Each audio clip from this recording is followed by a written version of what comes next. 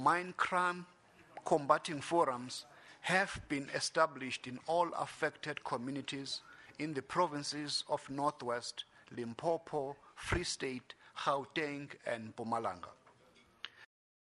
Management of cases emanating from affected communities, government has established a task team comprising of senior representatives from police detectives, the National Prosecuting Authority, and the Department of Justice and Correctional Services to monitor as well as to review mining struct-related cases through the justice, crime prevention, and security structures. Mine security structures are working closely with organized labor and the South African Police Service to improve the investigation of crimes on mines through the use of closed-circuit television, the CCTV, to assist in crime-related investigations. Visible policing in crime hotspots within the affected communities has been significantly enhanced with the security patrols at villages and hostels. There has been a substantial reduction in illegal and violent protest actions and an improvement in peace and stability. 47 cases were recorded and processed through the judicial system in relation to mining and unrest-related incidents. 2. Strengthening labor relations. One of the pertinent issues in respect to labor relations was the principle of majoritarianism, or winner takes all. The Labor Relations Amendment Bill has addressed this issue. Minority unions can now approach the CCMA to request lowering of thresholds. The mines and the unions have conducted a series of training programs for workers on labor relations issues and on financial literacy to address, amongst others, the indebtedness of employees. A general labor relations Indaba is planned for next month in November 2014, which will also address some of the other labor relations issues related to mining, including the issue of collective bargaining in the platinum sector. 3. Improved living and working conditions of mine workers. The Inter-Ministerial Committee on the Revitalization of Distressed Mining Communities has identified 14 mining towns to focus on to improve housing and living conditions. A total of 2.1 billion rand over the medium-term expenditure framework has been ring-fenced for housing project implementation in those distressed mining towns. A total of 290 million rand has been approved for informal settlement upgrading for this current financial year 2014-2015 period in the mining towns in Mpumalanga, Northwest, Gauteng, Northern Cape, Limpopo, and Free State. The Department of Human Settlements has reported significant progress with human settlements projects in those identified areas. 4. Short to medium-term measures to support growth and stability. As we know, international visits to the UK and North America were conducted by the former Deputy President, supported by relevant ministers and other stakeholders to meet with international investors, bankers, and analysts to manage perceptions about South Africa broadly and the mining industry in particular. A similar process will also be undertaken by this current administration. 5. Long-term measures to support growth and stability. The review of the mining strategy and alignment of mining infrastructure requirements to the Presidential Infrastructure Coordinating Commission, the PICC, constitute some of the critical long-term interventions. The meeting also noted that a number of challenges remain and recommitted themselves to finding lasting solutions to resolve them. In conclusion, the Mining Sector National Consultative Forum is committed to South Africa's growth, to South Africa's development objectives in securing growth, development, and stability in a sector and in communities ravaged by long-standing imbalances and challenges. The parties noted and appreciated progress that has been made and undertook to meet regularly to monitor progress. Together, we must move South Africa forward. Thank you very much, Minister. We are now going to open the floor for questions. May I request that you please give your name, your mining house, and then, your media house. Yes, thank you.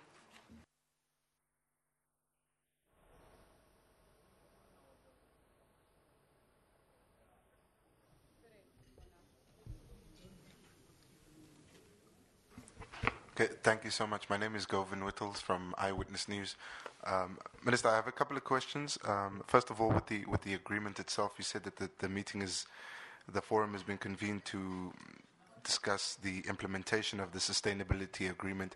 I'd just like to confirm who are the parties to the agreement, and then more directly, is AMCU a party to the agreement? Have they signed this agreement? Then I'd like to move on to the Labour Relations Indaba plan for 2014, in which consideration for collective bargaining in the platinum sector is one of the agendas. Also, in that regard, AMCU being the major player on the platinum belt, have they made any comments about that? I'm asking, Minister, because yesterday at the Joburg Indaba, the Minister of Mineral Resources did say that AMCU was part of the preparations for this meeting, for this consultative meeting. And then the last one, it's with regards to the conditions. If you could just clarify, Minister, the 14 mining towns that have been identified where the conditions should be approved, which areas those are in, and then generally on the allocation of 219 million rand for the upgrading of informal settlements. This is obviously a big help for the platinum companies, but also mining companies in general. Is this what the minister was talking about when he said that the government would try and alleviate the burden of the social labor plan on some companies by providing housing? Is this what's happening? Thank you. Number 2. Hi, Mfuneko Toyana from Reuters News. Just have 1 or 2 questions. In terms of the 2.1 billion rand that you said will be allocated for development of housing in mining towns, where is that money going to come from? Is it coming from government? Is it coming from the mining companies? How is that going to be sorted out? And another question I wanted to ask is, in terms of the Mineral Resources and Petroleum Development Act, did you discuss that during the forum? And can you just tell us a little bit more? Thank you. The third person. My name is John Mtlogela from SABC. I'm also interested in finding out the position of AMCU within this framework. Is the forum not at all concerned that they are leaving perhaps out one of the key stakeholder in this whole process? And do you have timeframes in terms of perhaps the implementation of some of these resolutions regarding specifically with housing and the upgrading of informal settlements?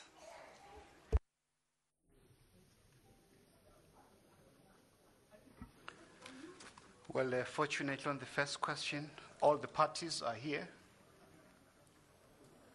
We have FEDUSA. These are parties to this framework agreement: FEDUSA, Chamber of Mines, NUM, COSATU, SAMDA, Solidarity, NACTU, UWASA. Have I left any other stakeholder? Even though AMCU is not a signatory to the framework agreement, but they participate in the deliberations of the forum, as well as in the technical committee, but today they were not present. On the issue of Indaba, the Indaba is taking place, I think, on the 4th of November in Gauteng, convened by the Department and Minister of Labor. It will not only deal with mining matters, but all the other general issues that confront it.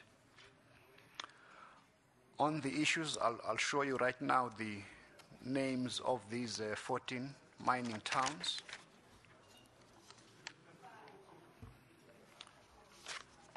Amongst others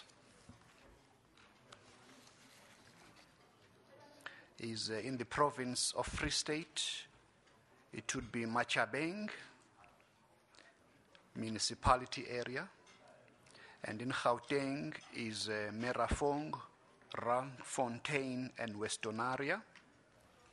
In Limpopo is Greater Tubatse, Elias Mutsualedi, Lepalale, and Feta Homo. In Mpumalanga, areas around Emalahleni and Steve Chwete.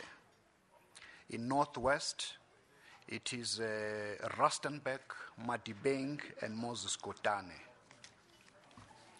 So on the 2.1 billion rand, that money has been ring-fenced within the medium-term expenditure framework in the Department of Human Settlements. And of that amount, 290 million rand will be spent in this current financial year.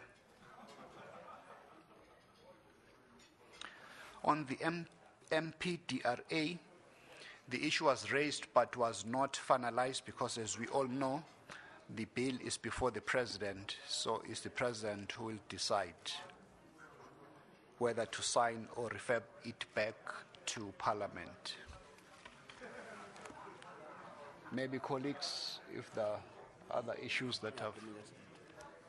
Minister Ramatlodi.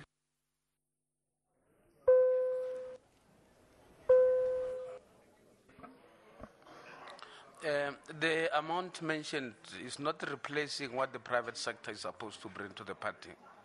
It's part of government's contribution to the resolution of the challenges that face us there. It means the industry will still bring to the fore and play out their own role, such as happened with Lonmin's contribution of land in recent times to the development of a new town there in the Rustenburg area. So we're not releasing them from, but the money is coming from the fiscals, basically. And I'm sure you'll remember we were saying to your good selves that as we struggle to resolve the conflicts, particularly during the strike, that government would come to the party and play its own role. And that's what we are doing, basically, with regard to the money. Yeah. I think that is it. Are we not worried about AMCU not being here? They are participating. We will take every effort to ensure that that participation eventually results in some signature. So we are looking at all that,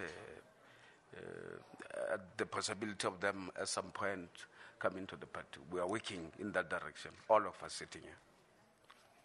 There was a question for the time frames. No. Oh, okay. The projects are happening as we speak. We are not, they are not in the future. They are happening as we speak. Like I've just mentioned, the housing project which was unveiled in the Lonmin land in Rustenburg. 2 weeks or so ago, I went in Rustenburg again to launch a completed project, which was initiated by NUM and MPLADS. And so work is going on as we speak. Thanks, Ministers. The next round of questions. 1, 2, 3. Is there a hand?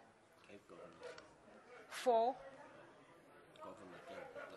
Governor, your number 5 is 1, 2, 3, 4, 5.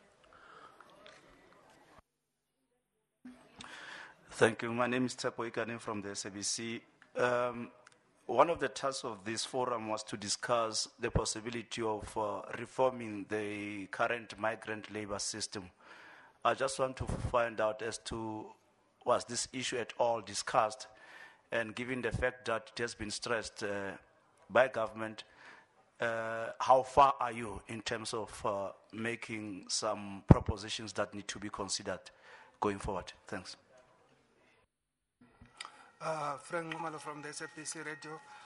Minister, I wanted more clarification on the issue of minority unions. Will there be plant level guidance in terms of a threshold for them to be recognized by the government, because they cannot start by going to the CCMA before they resolve their issues at plant level. So are there guidance? When are they going to be recognized? And then is there a threshold relating to that?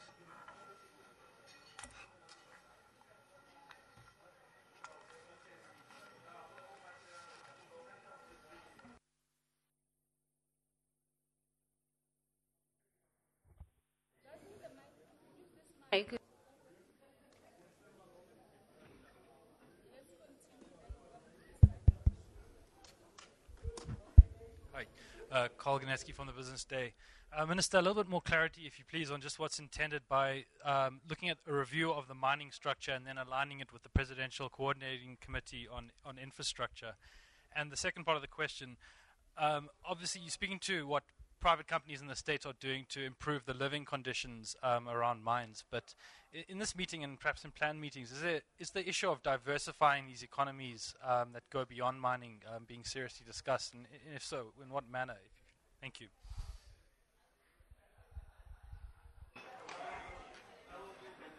Mfuneko from Reuters.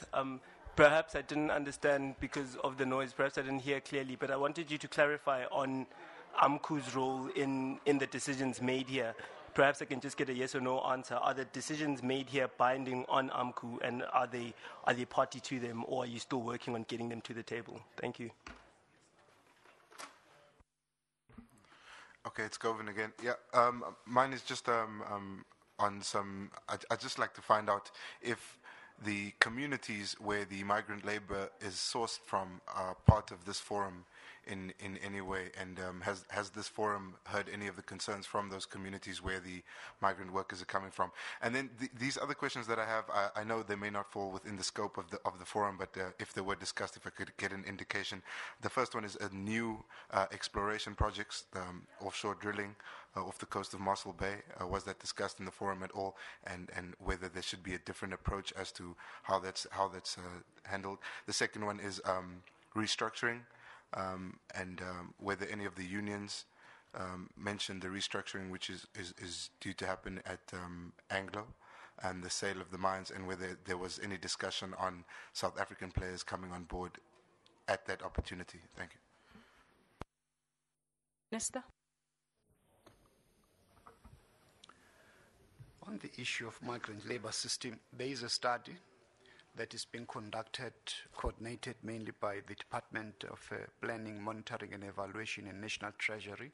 There is a draft report that has been sent to all the stakeholders so that it must be reviewed by the end of October, after which it will be formally placed before the forum.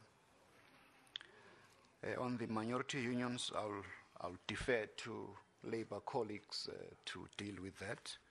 On the review of mining strategy, Minister Ramashodi will deal with that as well. Labour sending areas is part of this migrant labour system, so my answer applies mutandis mutandis. And then on the new exploration, on the restructuring of Anglo, I think the Chamber of Mines, SAMDA and them, they can respond to those issues, including, and then on the issue of new exploration, maybe Minister Ramachodi, whose responsibility is to respond on that, but it was not subject to this. It's subject to another forum. Labour colleagues. Thank you very much. I will just pick on only two and start with the difficult one, which has been answered to earlier in the way that we are approaching it, that we aim to get everybody who is part and parcel of this process to continue committed to it. And indeed it is being mentioned, AMCU is participating in the work that we're even discussing here today. All what we need to continue to do is to persuade for a full participation of all the parties that have committed to this process, and that work is indeed going on. The issue of minority unions indeed is now a Labour Relations Act matter. You would appreciate that the Act has been recently been signed, the amendment, and it does endorse and compels those to approach the CCMA to apply for a reduction of the threshold that is currently is the law. Now, if the question would be that employers or we should then determine before people go to the CSMA, when the law says goes to the CCMA, could be a difficult thing to want to determine, because the law indeed wants to assist those that want to be accepted to go and apply for the reduction of the scope. Obviously, of the threshold. Obviously, it allows an opportunity for those who are already there to go and present their views when such issues are being put across. I will let in and will leave it just shortly, because the matter was raised in the meeting. It was not part of the meeting per se, the issue of the restructuring that is happening in the mining part. It's a matter that cannot be ignored, and it was felt that going forward we must then have a fuller understanding of that particular scenario, not only from Anglo Gold, but wherever then there is this restructuring. Because COSATU in particular would be concerned that as we speak about this framework and the intentions to want to implement the mining charter and the act itself as it would have been expected, a direction opposite would be a worrisome factor. So we would want full information as to how that those processes are unfolding in the midst of our crisis.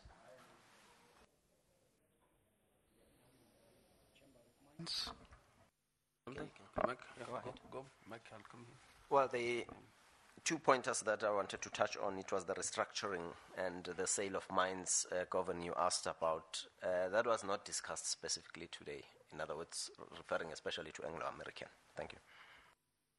Minister. Well, going back to the Labour Relations Act, regulations are being drafted as we speak to address possibly some of those elements of how to action it. So it has been signed, but the minister is waiting for regulations to sign off. So that's where we are with regard to that.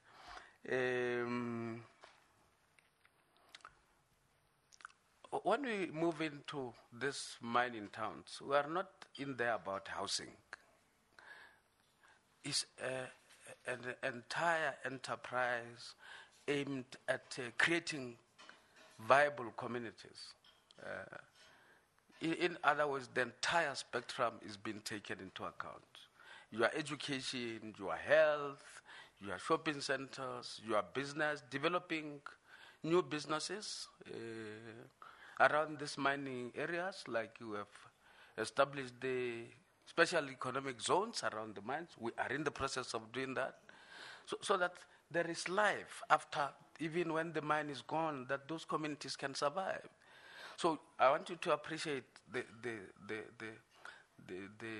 magnitude of the intervention. It is huge. It's not about houses. It goes far beyond that.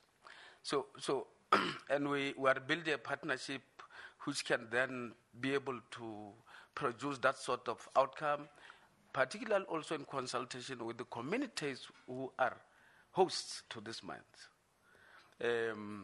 So we will always endeavor to ensure that they participate and they buy in, because it is also about them.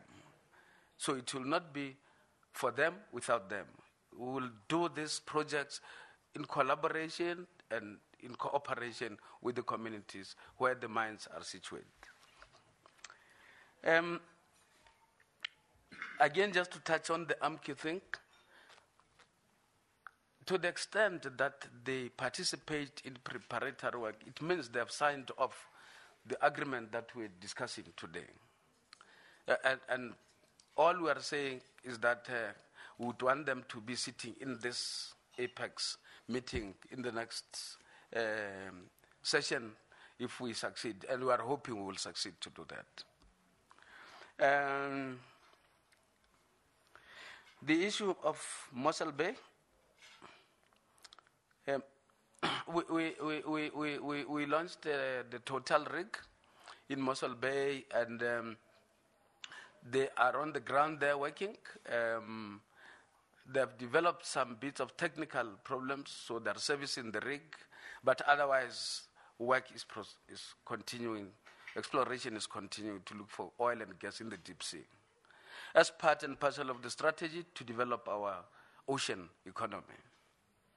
And also to look at gas and oil in other areas in the country, including the Karoo, when the time comes. I think the issue on restructuring, we are worried as government about possible job losses. That would be my concern as the regulatory authority. So if there are changes that happens, I would want them to happen in a manner that protects the jobs of our people here. Thank you very much. There's the issue of the process of the review of the mining strategy. Oh, sorry. Yes, we have initiated the process to provide for a coherent response to what is emerging, in my view, which I've said yesterday to the man in Indaba, that I've come to a conclusion that there is some element of withdrawal from South Africa by big business or international companies. So we do need to have a coherent strategy that takes advantage of such a situation in a way that there is no vacuum left, and that whatever new arrangements come then can empower our people in a way that is sustainable and that they can actually begin to own some of these assets in their own right. So that is the motivation for this approach. Thank you. But also there was a decision also in this forum that as this forum, both government, business and labor, we have to jointly mobilize local investment as well as the foreign direct investment into the mining sector as well. Samda? Thank you, Minister. I think on the issue of restructuring and transformation are not necessarily mutually exclusive. I think this may actually give us an opportunity to really change the industry without losing jobs. In actual fact, to sustain the industry, maybe this transformation might be good for the country. Because we are saying here that if there is any sale of assets, more so in the case of Anglo-Platts, this might be an opportunity for really black ownership of serious mining industries in the country. Thank you. This is going to be the last round of... Oh, Minister? Uwasa. Minister, yes. I would just like to touch on three issues in terms of the questions. First of all, the LRA. We have dealt with the LRA. The President has signed it off. That's why we're going to have the Indaba, because at the Indaba we would actually work out the mechanisms in terms of the implementation of the practical side of the minority unions. So therefore it would be premature at this point in time to have any interpretation on how it would be done prior to the Labour Indaba. So yeah, if you can be patient, and I'm quite sure that after the 4th we'll be able to give you with a full report back in terms of the outcome of the Indaba.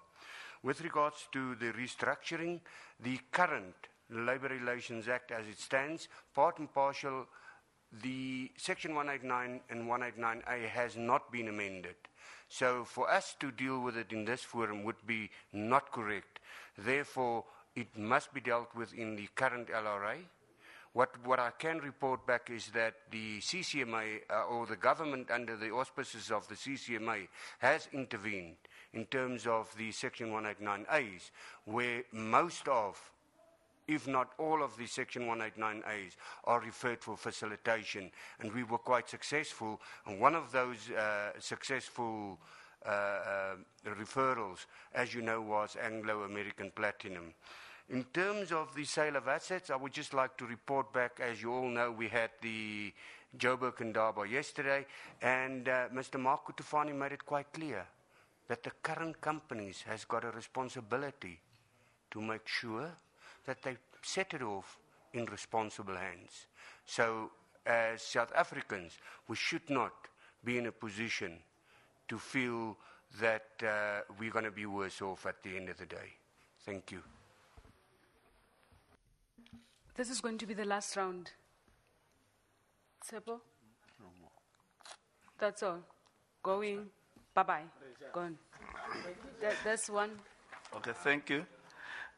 Apologies, my question is not related to the forum, but it's related to the mining industry. It seems with the view of bringing back the South African competitive edge in mining, labor and business, they are polar apart. Yesterday, Mr. Kutifani said that you need to mechanize, and I know that labor has strongly objected to these suggestions. Can I get the response from the Chamber of Mines and the labor unions present here with regard to that view? Thanks, including the Minister. Well, let me first mention that in industry and in any other industry, if you look at it, if you look across, not only mining, the whole technology advancement is taking place. And it doesn't mean that when you mechanize, naturally you're going to lose jobs. You either advancing. There are some mining areas in the gold industry where, because you cannot go at certain depth, you end up mechanizing, but you still need labor. So the whole discussion around will you lose employees, will you lose labor, or will you shed jobs, it's something that has to be discussed. But there are, as Mark said yesterday, that the issue of mechanization is on the table and several mining houses are advancing. Yeah, let me just say from labor side, the issue of the introduction of technology and mechanization also gives the other opportunity of retraining workers, because wherever there's been introduction of technology, that doesn't necessarily always mean that it's going to be job losses, but it's an opportunity for government, business and labor to take care of the workers and to retrain them for other industries or even for the same industries. Yeah, it is just to add on what other members have alluded to. Introduction of technology, as organized labor, as NUM in particular, we are not violently opposed to that. What is critical is that if there is any introduction of technology, there must be proper consultation where we look into the positive and negative of that technology that has to come into play. Based on that information and analysis, then we are able to take decisions. But that decision, it should be a decision that does not result into reduction of labor. Instead, it should promote skills development in the workplace. Minister? Sure. No, there appears to be a general consensus on the approach. We want upskilling of labor in the context of technological advancement. Where it becomes inevitable, I've said even yesterday, I would welcome it, provided it's done in a proper way. So we can't live in the past, even where human hand cannot reach, such as in the case of gold mines. Some of them are very deep. You go into 4 kilometers down there, and it's becoming very dangerous for human beings to operate at that level. And yet we still need that gold. So what do? We mechanize and go and grab it. Thank you. Harasho, spasiba. Thank you.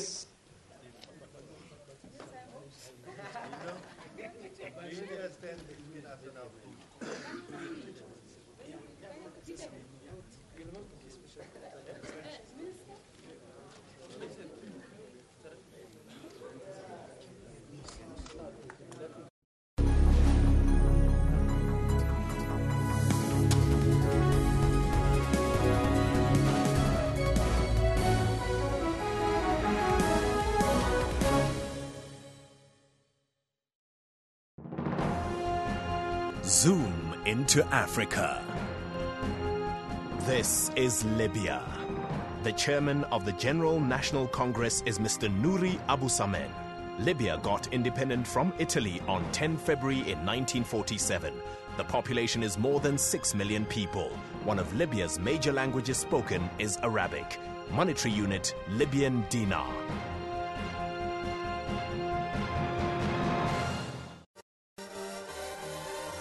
The Mantenga Cultural Village is a large family homestead with 16 huts, each of them with its own specific purpose. My responsibility, it is taking care of the family. As far as cleanliness is concerned, I have to make sure that I keep the home as clean as possible every morning when I wake up. That's Kaleidoscope, Sundays 5:30 p.m. on SABC News. Dumelang, Assalamualaikum, Namaste, Goeiemorgen, Jumbo Africa, and a very warm welcome to AM News here on SABC News Channel 404. The Basic Education Minister, Angie Motshekga, has dismissed the renewed Limpopo textbook saga as a storm in a teacup. They have to collect books the previous year. And it's actually the very principals, if that's what they told me was true, they'll be ill-disciplined because they were supposed to have collected books so that state doesn't buy books because we don't buy the same books every year. A book is supposed to last for 3 years. So they are supposed to collect them so they don't run short. That's AM News, daily at 10 a.m. on SABC News. Africa is growing at a rapid rate. A huge part of this African growth is technological innovation. Like a group of students hard at work in Uganda developing tools that will save lives. Or an African-developed payment method making the public transport industry cashless in Kenya. You book me through M-Pesa. There are apps only for people who live here. And the continent is accepting the growth of modern technology usage in people's everyday lives. The ICT revolution now belongs to Africa. This is information that matters to us. To find out a bit more about social media and technology news, join Ms. Phumelele Zondi every Sunday at 7:30 p.m.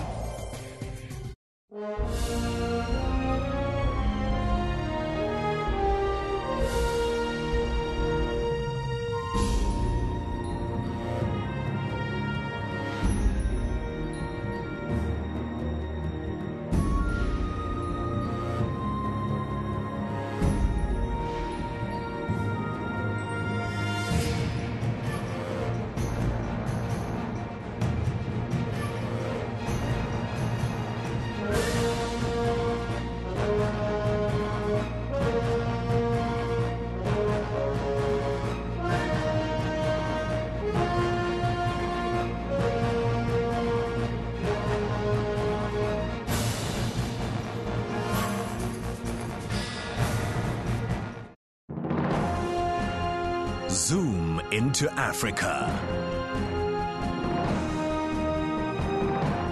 This is the Republic of Congo. The president is Mr. Denis Sassou Nguesso. Got independent from France on 15th August in 1960. The population is more